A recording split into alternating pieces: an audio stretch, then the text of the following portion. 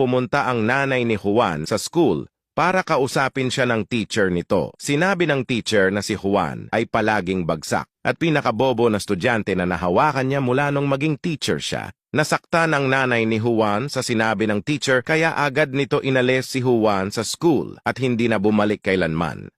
20 years later, nagkaroon ng kakaibang sakit sa puso ang teacher at ang tanging solusyon ay operahan ito ng nag-iisang doktor sa hospital. Ang doktor na ito ang pinakamagaling sa buong hospital. Naging success ang operasyon ng teacher. Unti-unti niyang minulat ang kanyang mata nang makita niya ang isang gwapong doktor. Parang may gusto ito sabihin. Ngunit biglang namutla ang muka nito at biglang namatay. Nagulat ang doktor at nagduda kung bakit nangyari ito. Pagtingin niya sa likod, nakita niya ang kaibigan nating si Juan.